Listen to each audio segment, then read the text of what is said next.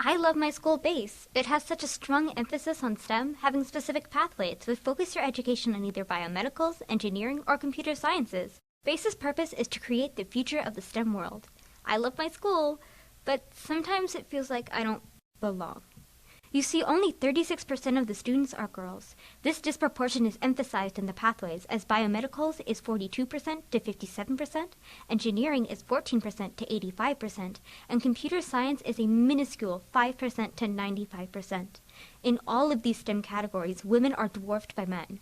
But why is it that men dominate STEM education? Or more so, why are women missing?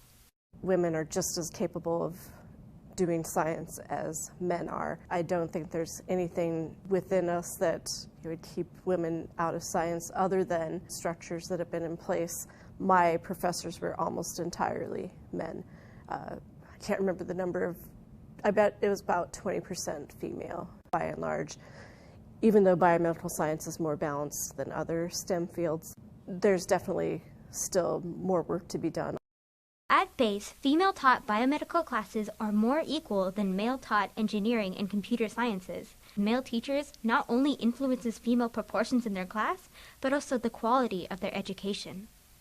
My engineering teacher is a dude, which, you know, as a woman, you're kind of raised a lot of times to be wary of all men. So, you know, asking a question or, you know, when I don't understand something, it feels very intimidating, like makes me very nervous to go up and ask, because when I do, I feel like, oh my God, I'm supposed to be doing amazing at this.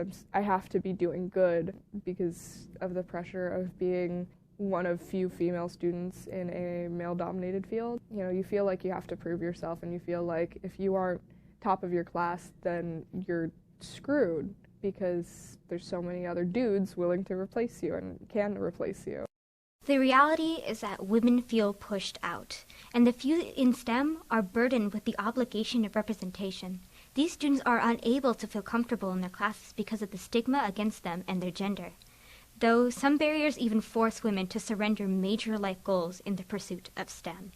I had this idea that certainly you could be a professor and have a family, but that there would be barriers to doing so, and that in some cases it just might not be a compatible thing. There are barriers that make earning an advanced degree in science really challenging, and that those barriers exist for everyone, but that women might feel like those barriers add on to other barriers. I would guess that we were maybe about 25 to 30% female. Of the people who did not finish their PhD, a higher proportion were female.